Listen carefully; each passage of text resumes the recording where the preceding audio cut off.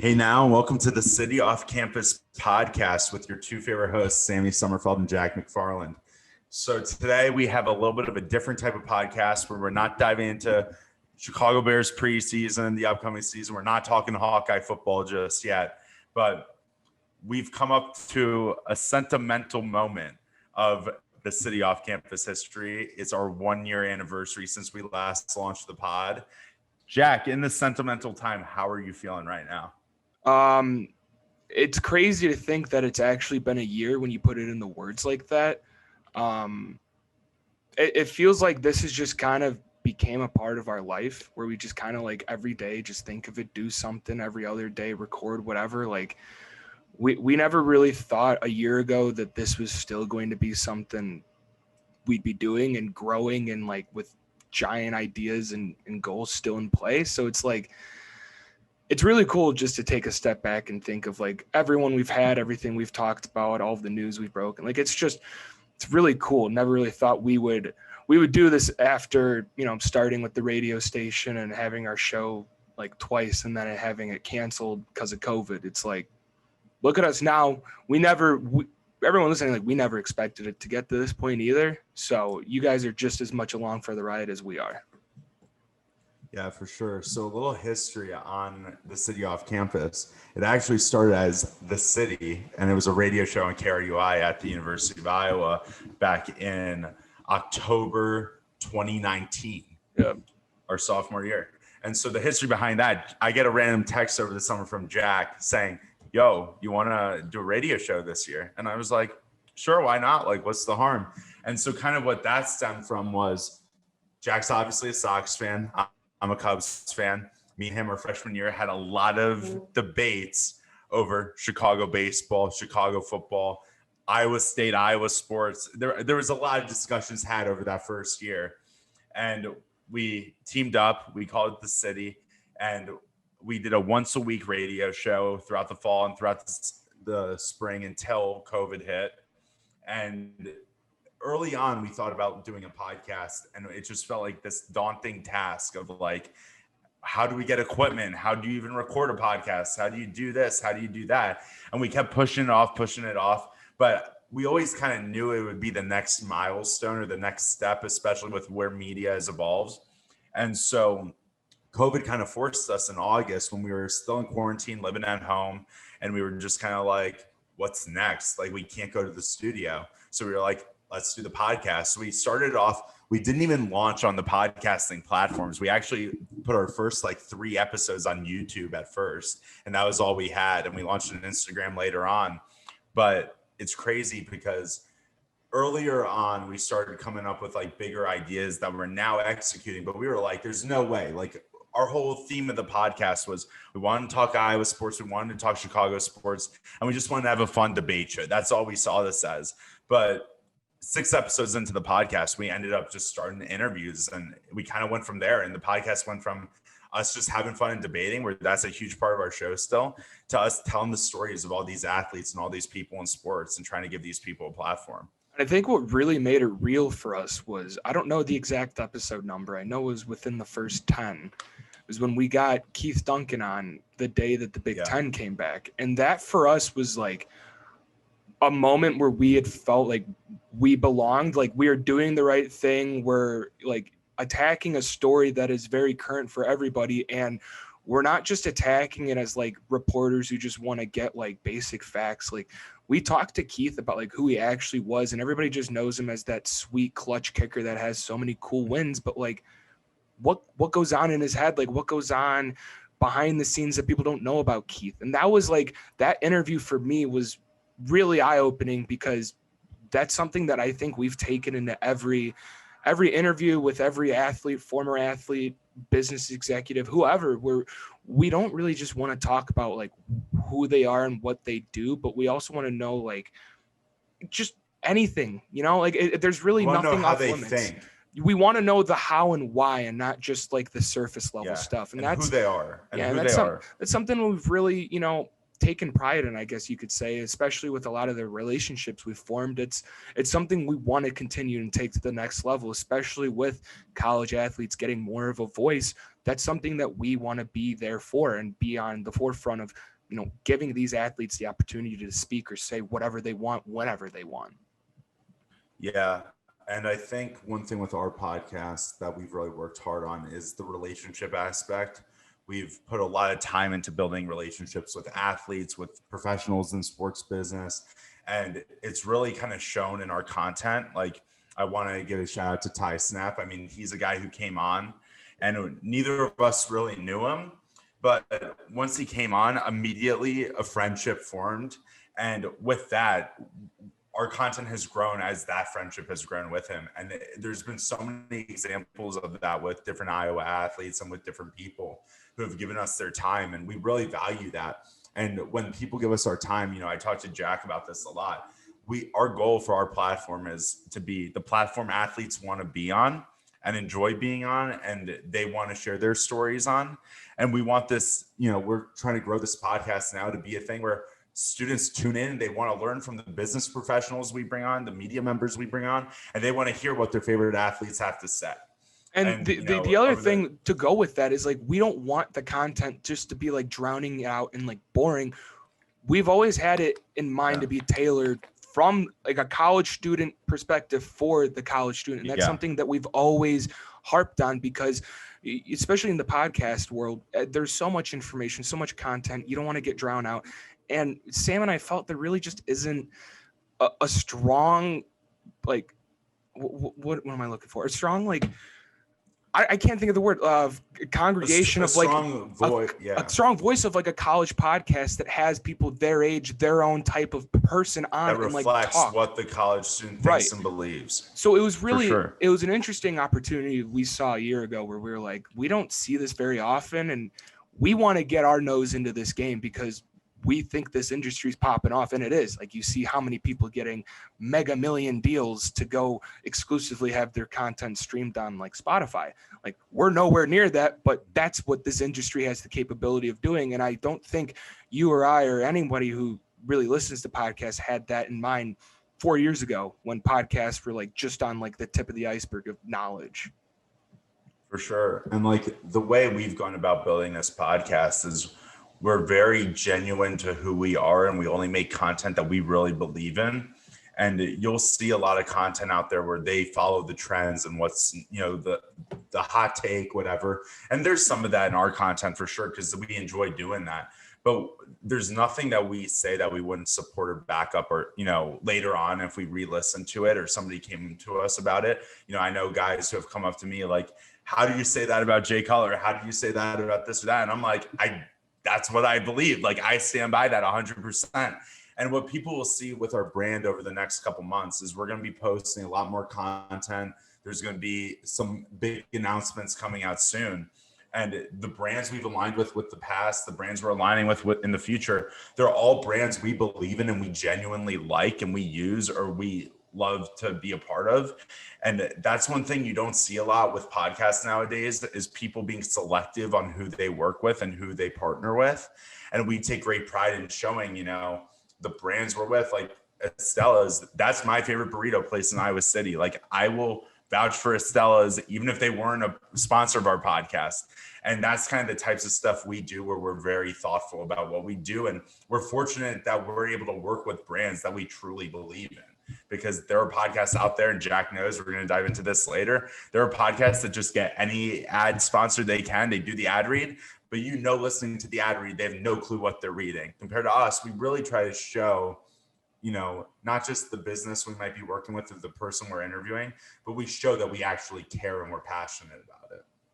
Definitely. And to kind of dive into, we wanted to talk as well, not just about like our like 1 year anniversary and kind of like looking back and explaining kind of our thought process and like why we're doing all of this. But I'd say what kind of propelled me into the internship that I landed this summer with the Believe Podcast Network, I did audio and production, was doing this podcast and seeing like the real capabilities there are. And one thing Sam just talked about was like actually believing and being about like those brands that you're in business with. I was in charge of tracking a lot of the advertisements for all of the shows on the network, and 250 or so. And there was one, I'm not gonna trash this ad, but like there was one ad that they had every single month, and it was just like they had the script for this ad and they read it every single time, and I would have to like look for it in the episodes, write it down, whatever. But the reads, like I would say over 60% of them, they just were not convincing that like they believed in the product or even they like use the product. And it got to the point where like it just sounded like dead air. Like someone's just going to skip through it. Like the ad doesn't sound like you're enjoying it. You're enamored by it. You use it every day. It's something that you would refer to everybody. Like it just sounds like something that they have on there because they want to pay bills and make money, because that's how you monetize your content. And I'm like, I take a step back and look at what, we're trying to do. And it's completely the opposite. Like we want both sides, both parties in this partnership to be successful. It's not like we're just taking and taking and taking and not giving back. So that was something I really like took away from my internship, was there's a lot of people who just want to write, just sign or write their bills or whatever and just make money from their ads. And it's like, do you even really care about the product? Because to me, the consumer who's listening, I need to know that you care and that like you would put your neck on the line for this product. Like, would you cut your left ball off for this? Because I would. Like, that's what I would say. And a lot of people just weren't going to that degree to like really make it seem like it was personal to them. So yeah, I think before I dive more into internship stuff, looking back at this, 1 year too of us doing this podcast and where we're headed in this next year was crazy, is seeing the people who engage with our content. Because Jack and I did a radio show for a year where we were basically on dead air, where it was basically like, our friends and family would listen, but we knew nobody else was really ever listening to our show, compared to, we've been in Iowa City and random people will come up to us every now and then just saying like they appreciate, what we're doing. And, we're not in it for that, but it's been really cool to see faces to the analytics we get. And I think a year ago, if you would have said to either of us that people would come up to you every now and then to talk about the content you create or message you about the content you create or, engage with the content you create, we would have been like, no way. Like, how would we have done that? And one thing I would advise to anybody who wants to create content, wants to start a business, whatever, is like, if you have the vision for it and you actually have the passion and you have the not just dedication, but you have the like ability to actually focus and go for it, the drive, go for it. Like, don't let, your fears like prevent you from going for it, because if you fail, the worst case is like you tried and it's an experience you learn from. Like, I think for us, like we look at the bare minimum of every situation. Like for us, we look at this as a podcast where we were going to talk sports and vent. Like this was for us to vent and have fun and build a body of work. And now it's become a thing where like we're able to take it more seriously, and we're super, it's part of our lives day to day. We're always creating content. We're always brainstorming. We're always thinking about that next step. And for us, we've just been in a place where we put our nose to the dirt and we're just like, we're going to work at this. And there were moments like for us, like back in November, there was a couple week period where we were doing like 3 to 4 podcasts a week. And this is in the middle of big projects for school, finals, all this stuff. And we just grinded. And it was, Jack had COVID during the period of us doing like we were booking podcasts back to back to back. And now it's like from that 2-week period, it was like the biggest like turning point, I think, for us, where we were able to just develop a process of when to record, how to build the relationships, how to create quality content that we really believed in. Because I think one thing too is early on for us, some of our friends followed the account, would chirp us a little bit, just saying, oh, you have a podcast now, you're a big shot, blah, blah, blah, blah, blah. But now like people come up to me and they're like, out of my friends at least, and they're like, when's the next episode? Who are you having? Like people are just into it. And a lot of that, like I credit to us just with us being serious about it, like not letting that, defeat us or, that type of thing. And I think to anybody out there, like, even if you're starting something early and it doesn't look like anything, if you have the vision, it's going to turn into what you want it to be. Definitely. Like that's one of my favorite stories is how like I'm not gonna go into too big of details of it, but like potato chips were made by accident. It's not like the guy tried to make potato chips. He was trying to like piss off a customer, and it turned out creating the greatest snack we know today. So you never really know what you're gonna create until you put your mind to it and actually do it, whether it's good or bad. That guy had malice in his mind. He created the greatest, snack ever. So point being, don't not do something. Like, I'd rather say oops than what if, and that's a motto that a lot of people in my friend group, a lot of guys will resonate with. You don't want any regrets in life, and the best thing you can do is just say oops, because worst thing you're going to do if you put yourself out there is maybe get rejected, and then you have to like regroup and go do it again.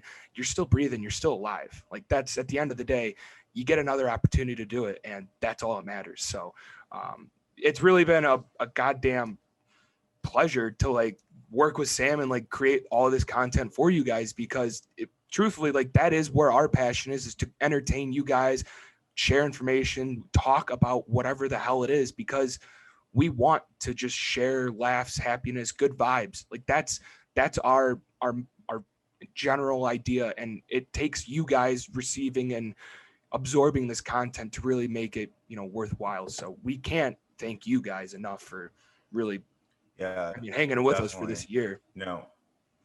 Yeah, for us throughout the year, as we've looked at the metrics, of our downloads, we've been listened to in multiple countries, which is insane for us to get our mind wrapped around, that we're listened to like in the middle of a pandemic.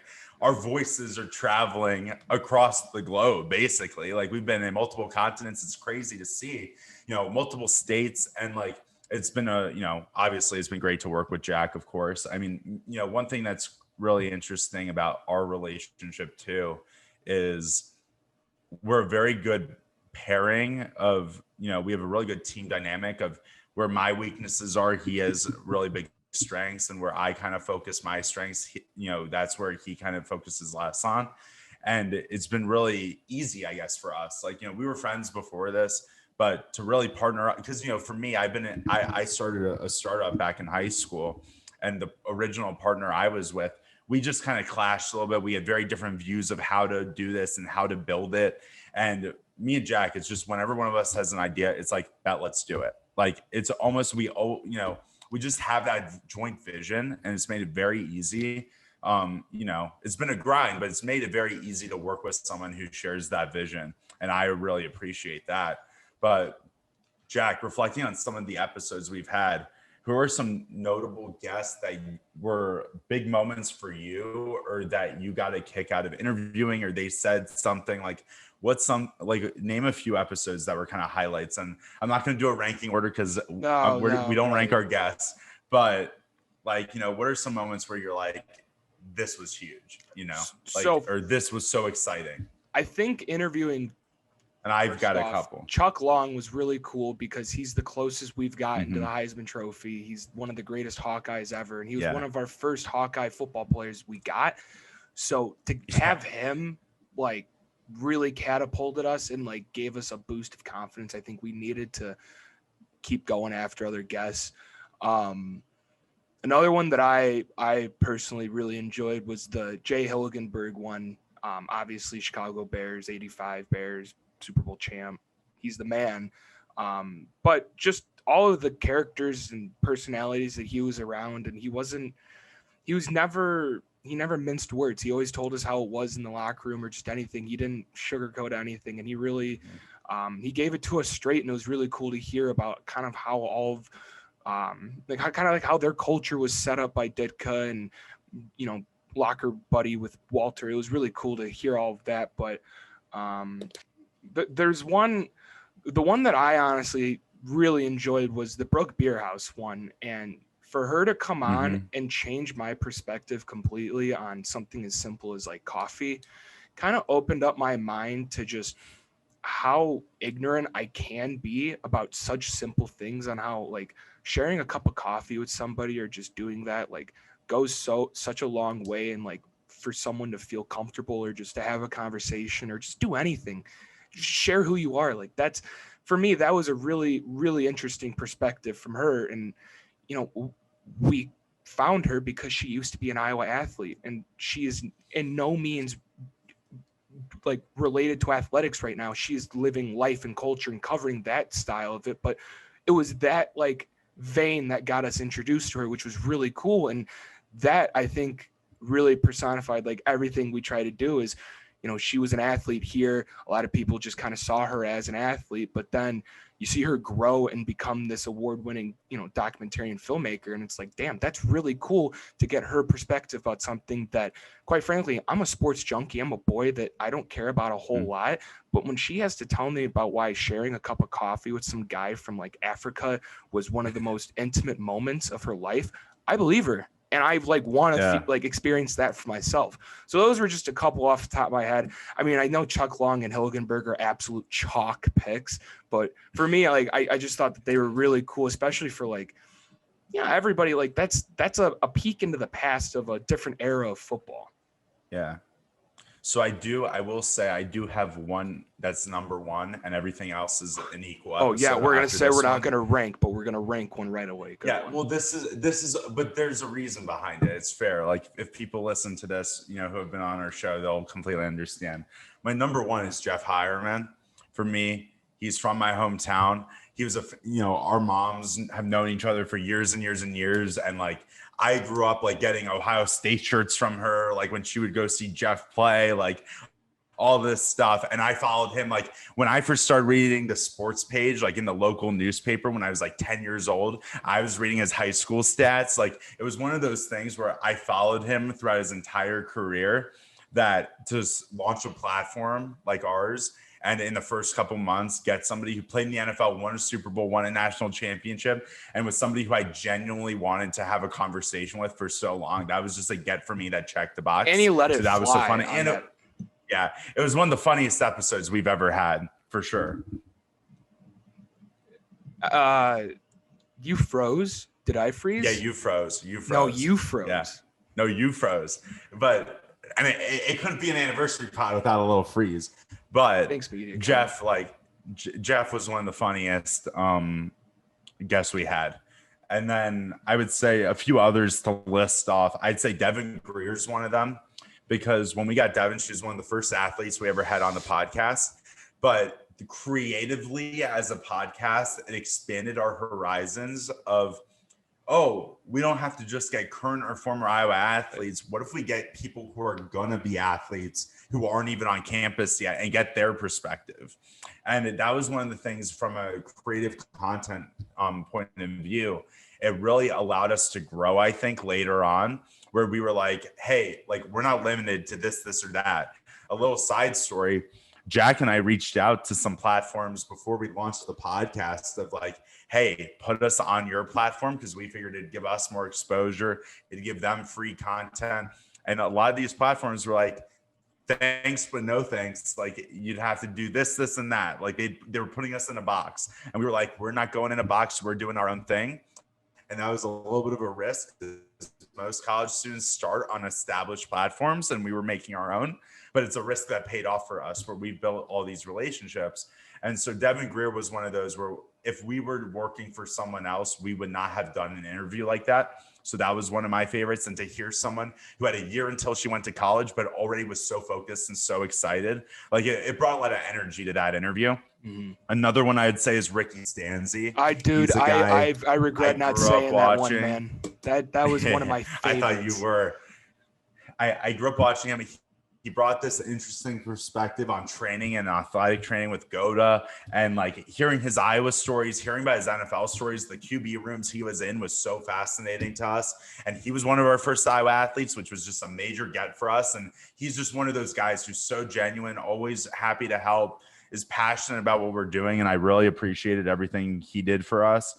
And then a couple others I'd say would be Bobby Marks and Steve Mayer. Bobby Marks, who's an ESPN analyst, NBA draft guy, NBA free agency guy. For me, knowing everything he accomplished in his career, also another Naples guy, but seeing everything he accomplished in his career and being a diehard NBA fan that I am, and to hear the backstories on those deals and be able to ask the questions that so many people would love to ask, it was just such a thrill. And then Steve Mayer, who was a personal connection I made. He is one of the greatest guys. He's someone I talk to this day. And he's just somebody who the minute I started talking to him, just wanted to help out a college student, let alone when he heard about the podcast, he's like, I'd love to hop on. He was all in. He brought so much energy. And we had him on after the NHL bubble. And this is this historic moment in time for sports. And he broke that down for us, was telling us about where the NHL was headed for that upcoming season. And it was just so fascinating because to interview somebody so high up in a sports organization like that, or a sports league in this moment of history of a pandemic, was just one of those milestones that not many people are going to be able to say 10 years from now, 20 years from now that they got to do. So that was just really special. But Jack, one question I have for you is, what's one of your biggest pet peeves when somebody comes on the podcast or when we're on the podcast, somebody does something goes on that just irks you, where you're like, I hope this doesn't happen? I have one, and if you want me to start, I can start. Well, let's hear yours, because I kind of want to hear yours. One of mine is dogs barking, and that's not you. I'm not talking about you. Okay. I'm talking about, we had a specific athlete on, and dogs were barking, clawing at the door nonstop. And it was just, he had terrible audio. He didn't wear headphones or anything. And it just, audio wise, it was just not our best quality, and we had nothing to do with it. And that was one of the ones the whole time where I was just like, oh man, this guy needs to get the dogs outside, needs to turn off the audio, all that. So that's one of my biggest ones. One of my other biggest pet peeves, and all love to the athletes who do this. Like, I appreciate you coming on, but I hate the logging in with their phones. I hate the phone interviews. We've had people do phone calls. We've had people do video phone stuff. Use your computer, please. Use your computer. It's just, it looks better. It sounds better. Use your computer when we call you. Yeah, I really Those are feel my like, two biggest pet I feel like I peeves. gotta cut that for a social clip just so we could put them on fucking blast. We're looking at you, athletes. No, I'm just kidding. But no, Hasn't been just athletes, Jack. Yeah. Remember to one of the early shows. I don't really have a huge had pet the peeve. keys. We'll actually scratch that. Now that you say that, if you're not doing a Zoom with us and you're calling us in like this is like Mike and Mike in the morning on a radio call, and like you're just calling in the car, I hate you. And I hope your reception's trash so I can really hate you. Because that's just like, come on, don't half-ass the interview. Just give me your time if you really want to give it. Yeah. I don't want to hear your voice. Give me the video portion, because we do audio and video. We're like that. But I don't know, Sam. I don't know if I really have one. I guess my pet peeve would be if I ask a question and my like the guest doesn't know what I'm saying. And it's more of like a fault on my own because I'm just an idiot sometimes. Yeah, because of how you word it. Yeah.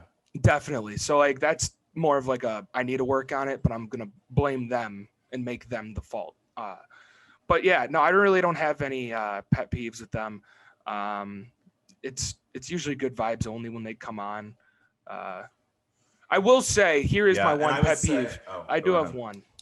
When an athlete comes on, they talk about how excited they are for the season and how they just can't wait for their home field or stadium to be packed. And we're not offered any tickets. You shitting me? Oh. There's my pet peeve.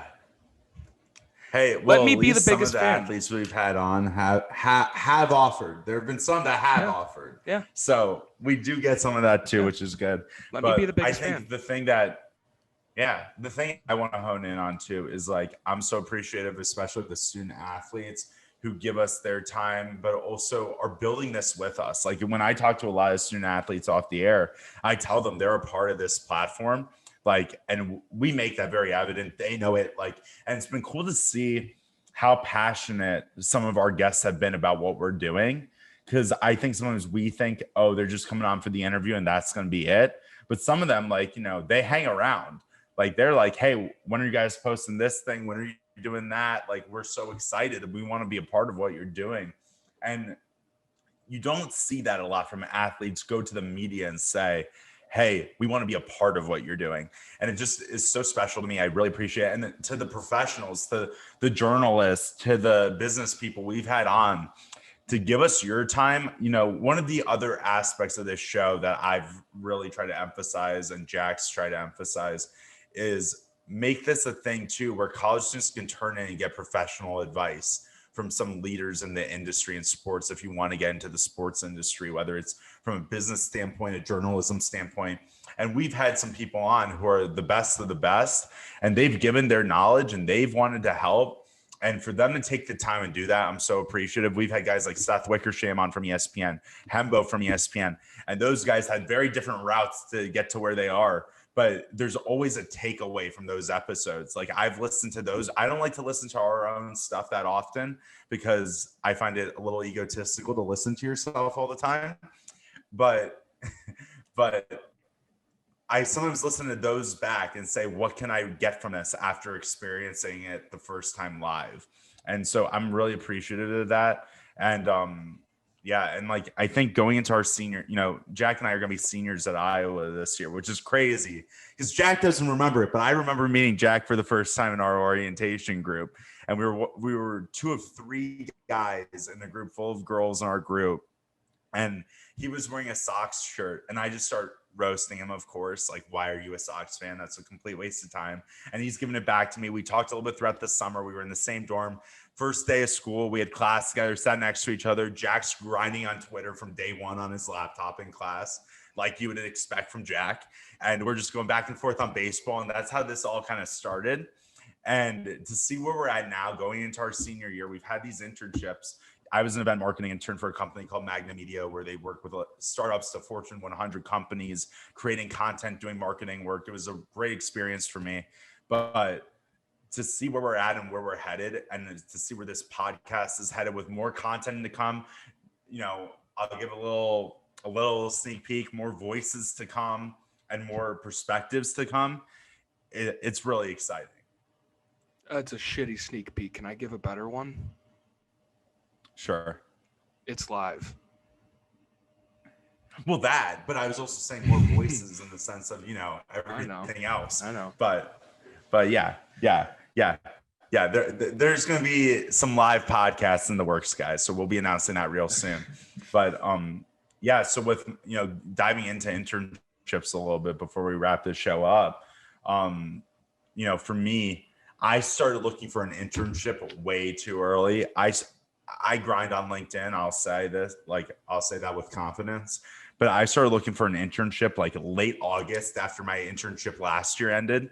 I didn't get my internship until May this year, where I turned down a few other offers, but like I didn't choose this one until May and get offered it.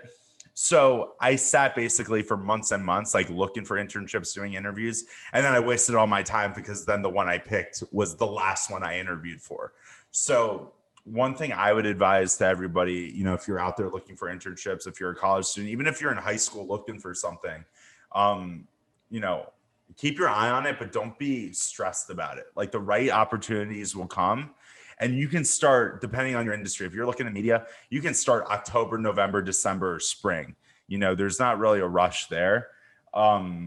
And also, I would say too, like, it's a relationship business. Like, everybody you meet, follow up with, send an email, message on LinkedIn, like, try to meet new people and put yourself out there, because the worst case scenario is people don't respond to you if you shoot them a message, or people don't follow up with you if you try to follow up.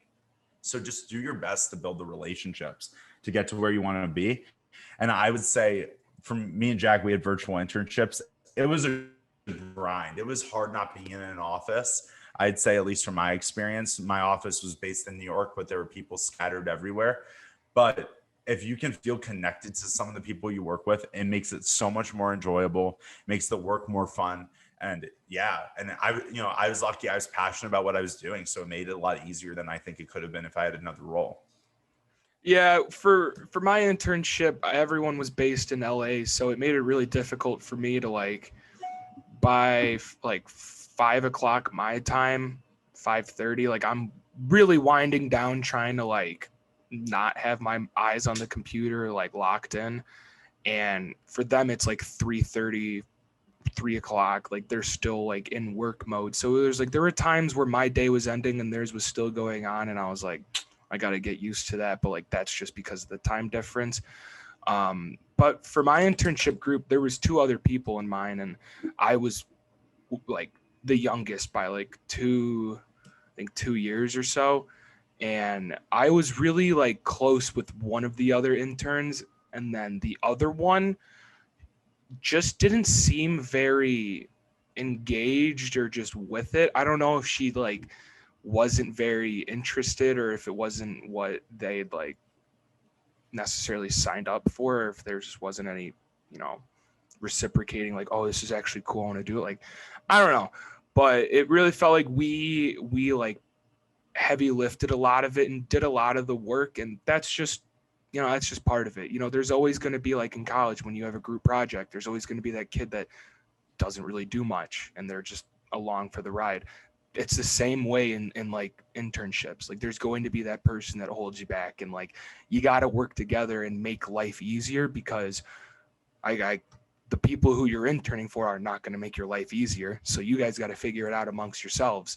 And that's a big thing too, is you got to like learn how to communicate with people you really don't know when you're in those type of situations, and learn how to like effectively get information across, get your ideas across, and like say what you need to say, but not too much, not too little. That's something I think I didn't really have an opportunity to do, and I haven't really, but you know, working with people, I have no idea who they are, and just kind of bouncing ideas around like that, especially when it came to like coming up with, you know, original content ideas for specific shows, or getting guests, or brainstorming certain guests that they would like. You don't really know the person you're talking to if you like, you don't know where their mind's going to go. So you don't like, don't not be yourself, just be yourself, just say whatever you got to do. But it is very interesting once you work with people you don't know, and you know, you got to put yourself out there, or else you're just not going to be A, taken seriously, or B, understood completely.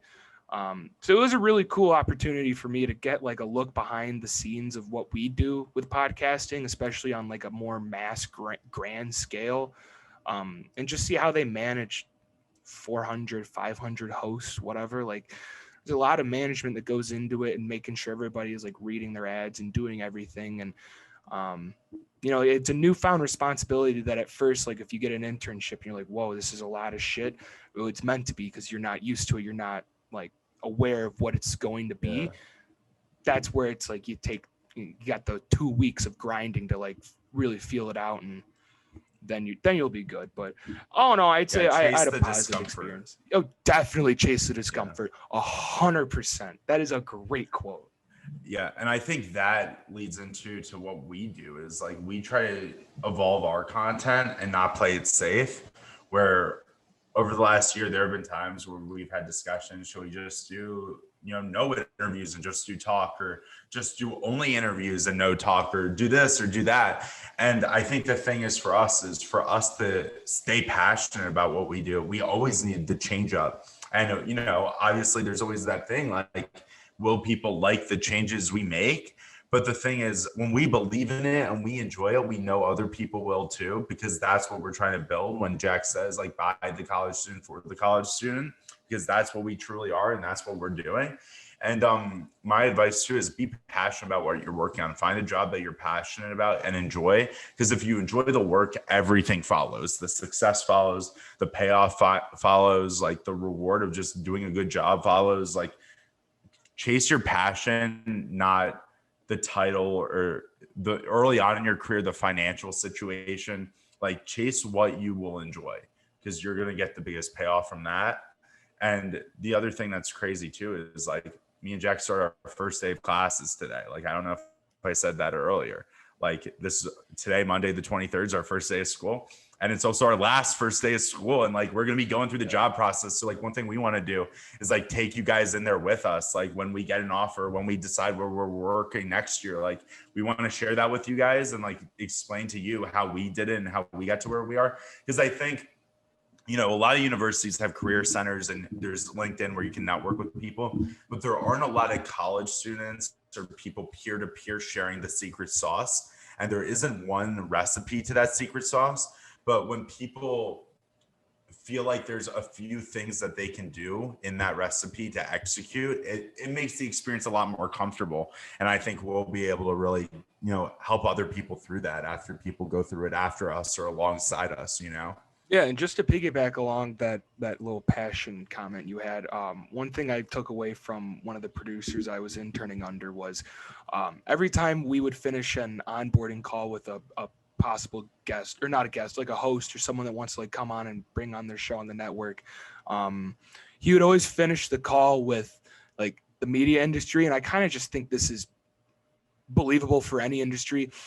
Whatever you're passionate in, you gotta like run and sprint and fucking go get that thing like it's a marathon. You gotta sprint during that marathon the whole way, and that shit ain't stopping. Like you gotta keep sprinting, and you don't know when it's gonna end, but shit, you just gotta keep doing it. And that's where, like, at the end of the day, you can't just say like, oh man, I don't feel like I'm getting anywhere.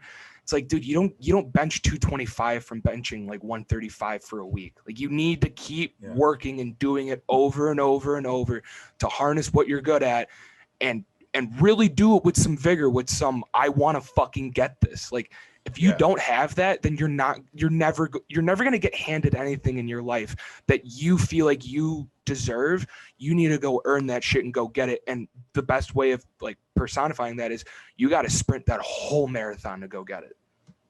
Yeah. And I think one example of that for us within our podcast over the last year has been, it's been a slow grind for us, where by slow grind, I mean, we know where we want to be and what we want this platform to look like.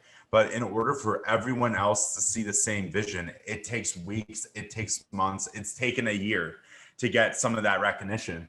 But the thing is, when people have asked us early on, why is this look like this? Or why do you do it this way or that way? We know why we're doing it. And we are like, we believe in it. We're all in. And when you have that all-in mentality, it's so helpful to know you have to have short-term goals and long-term goals. And if you're following those goals, or you're adjusting to the circumstances that come up as you navigate those goals, you're going to get to where you want to be. For us, I think a big thing has been, one little secret I can share without giving away details is since day one, basically, the way we run this podcast is we almost think of it as we're huge. Like we're one of the biggest podcasts out there. How do we want our content to look? How do we want it to feel? How do we want people to engage with it? And we run our podcast as if we're a big podcast, even though we know we're one of the smaller podcasts out there right now, or one of the more regional podcasts, or whatever you want to put it.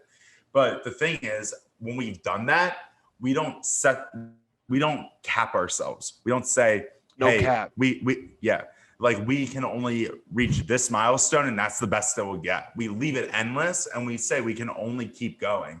And for us, I think that's led to a lot of the success we've seen over the last 6 months, where like we never said this is where as far as we can take it, and that's it. We always see more, and we're working short term to get to here, and here, but we're ready to grow and, hit, the sky, like, wherever that is. We want to win the gold. You know what I mean? Like we have those big goals set, and we know we're working towards them, but we're also being realistic about how to get there. We're not saying, oh, we're going to hit, 100,000 followers on Instagram in a year. We're not going around saying, oh, in a year, we're going to get 1,000 followers. Like we know it's a slow grind, because we're realistic about how we market ourselves. We have plans in place of what are our strategies? How do we do this?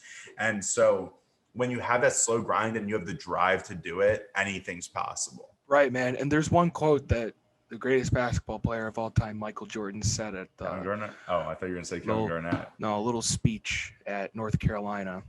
And he shocked a lot of people when he was wishing the team good luck and you guys are going to be great, nothing but the best. And then he said to the entire arena, the ceiling is the roof. Let's make it happen. Yep. No clue what it means, but that has inspired me. No cap since. And the ceiling is the roof, Michael, and we are taking it all the way. Is the roof. I don't know what made me think of that, Sam. I just had to Google it really quick because Michael Jordan was really trying to like inspire the people, and he just said the ceiling is the roof. It's the roof. I wanted that same effect. Yeah, no, I think it hit better than Jordan, to be honest. Hit better. Now we just need the crying Jack memes, and then we're locked in. Oh man, we're all set then. I need a crying Jack. You know what? I think we could get a crying Jack meme from when Mercedes hit a home run. Yeah, he went eight for eight. Yeah, it was on his 8th hit. were I cried. crying. I did. It was insane. You cried. And now, you know what's even funnier about that? I cried in happiness for him, like feeling for how much grind Yerman had to go through. And now I wish he would never be on the team again after he retired, thinking he was due some shit. Shut up, Yerman. Like, lose some weight and play the field if you want to really make the team, dude. Shut up. He was pulling another White Sox player move, Michael Jordan. When Michael Jordan's like, I'm retiring. He was trying to be Mike. I thought he was going to go play basketball, to be honest. Bro, I honestly think Yerman had like 3 shots at tequila and watched the 2005 World Series DVD, and he was like, I should be on this fucking team. And then he called Tony and said, you know what, Tony, fuck you, I'm out. And then Tony gave him a call and said, kid, I mean, sir, you're 31. You shouldn't be calling you kid anymore. Shut up. And then he was like, yeah, you're right, Tony. I'm just going to come back and play baseball. It's quick aside from this entire tone of the conversation, but like, God, I don't think I'll ever cry for Yerman Mercedes or anybody like that again. That was a great learning experience. Fast forward to Yerman like hitting a home run in the like ALDS this year or something, and then I'll buy a jersey. Right. Yep. Yeah. But to wrap, guys, before Jack wraps this up, I just wanted to say my final piece. We've got a lot of stuff coming that's super exciting the next couple of weeks, the next month or two. Things that we've hoped to see happen and worked hard to see, but things just kind of falling into place at the perfect time. We're excited to grow with you guys and watch our content grow. We're over 70 episodes in. We got year 2 going, and we're going to be running it back, and the content's going to be even better, more fun, and it's definitely worth the listen. Yeah, and I think the other thing that's really going to help our content is we're starting this like second season, I guess, of content, you could say. Yeah. We're starting it with Iowa football, like for sure here. So that's like nice to have, because last year I just remember there was a whole lot of like, dude, I'll even say like last year I accepted a position to like write about North Carolina football, like University of North Carolina. And I watched their game against Syracuse. You did. And it was awesome. I fell in love with Daz Newsome, the guy the Bears picked. He had a punt return for a touchdown that game. But like, I was watching North Carolina football games during like college football season because I just needed a fix. And now that we have Iowa football back, we have the boys back. We have a lot looking up right now. Oh yeah. And the other content to look forward to, guys, is that Jack and I will be at the games. We'll be in Iowa City for the games. Like, we're back on campus. Like, that's what we are. We're back on campus until the university kicks us off. Yeah. Exactly. Which that could happen at any moment. So who knows? Like, we're just waiting to hear back. But we'll be talking about game days. We'll be talking a little tailgate action. We'll be talking about, being with athletes on campus and doing stuff with them. So like, there's going to be so much content out there. Going to basketball games this winter, which I'm excited for, front row, baby. I'll always sit front row. So there's a lot of stuff. Wrestling duels. Up the next couple I even want to go to a wrestling duel. In wrestling. Oh yeah, we're going to be going. We got to support Spencer. We got to support him. And the other boys too. We something I don't know if we've said on air, but we've definitely said off air is we have a goal of going to at least one Iowa home game for each sport or athlete that we have interviewed or yet to interview. So we can say we are without a doubt the most respected and coolest podcast that covers high school athletics. Or Hawkeye. Did I say high school? Yeah, you just said high school. Fuck, dude. We've got to wrap this up, dude. We got to wrap this up. I suck. I know. Yeah, no. So what he's trying to say is every Iowa sport, we're going to at least one game this year. Yep. We're supporting all the athletes. We're showing them love. We can't wait to go. We already have plans, obviously football, obviously basketball. But we've already talked to some baseball guys. We've talked to some volleyball people. We've talked to, softball. We have all these other sports lined up. We're ready to go. Some of them have our tickets ready already. So we're stoked about that. Yep. So if you're out there, you listen to the pod, come up, say hi to us. Like, we're gonna be at the games. We hope offer me your football tickets because I don't have any. Yeah, because Jack's still a loyal Iowa State fan, so he refuses to support Iowa. All right. One little Iowa State thing before we wrap up this pod, just because Sam loves Are you to going hammer. to talk about the top 100 rankings? No, they have 3 All-Americans. Yeah, That's I know. insane. Well, ESPN top 100, or they ranked the top 100 college football players. Guess where Goodson was ranked? They're gonna put him at like 80 or something. 96 out of the 100. Linderbaum. Guess where Linderbaum was ranked? Probably like 97. No, 32. I thought that was low. Oh, it is low. Oh, yeah. Well, that's just because they don't like to give the Iowa big State fat guys Iowa State, they had like 4 or 5. Yeah, but everybody's been talking about how Linderbaum's the unanimous best line. You know what I mean? Mm-hmm. So I figured he'd be top 15. No, yeah. But yeah. So they showed a lot of Iowa State love. So the boys, the boys are going to show them what's up when they go to Ames September 11th. Yeah, that is going to be the greatest Cy-Hawk game in history. Yeah, I think it is. Like, I'm not going to say the game itself, but the hype before this game. The hype. Oh, yeah. They both could be top I think 15, top 10. Like, it'll be something. Yeah. Well, I think we're going to be super resentful because I think Iowa State's going to get College Game Day twice in the time we're at school here. I don't know if they'll get Game Day for the 11th because I read that, and I was hesitant to tweet about it on Barstool because it wasn't confirmed, but I read that they were going to do Air Force Navy in Maryland on the 11th because of the 20th anniversary of 9/11. One of those things where it's like an armed forces that I game. Respect. And like I didn't tweet about it because it wasn't confirmed, but I was going to say in the tweet, if there's any game that would take game day, storybook, it would be this game, and I'm totally cool with that. So I was like, yeah. Sure. Yeah, that would be the only game I'd accept. I thought you would say like Oregon or something. Like no, and they haven't like confirmed it yet. It was just like a report that someone had heard something. I don't know if it's true yet, but that like irks me a little because it would be like that Cy-Hawk game that did have game day. By the way, I'm wearing the game day shirt right now.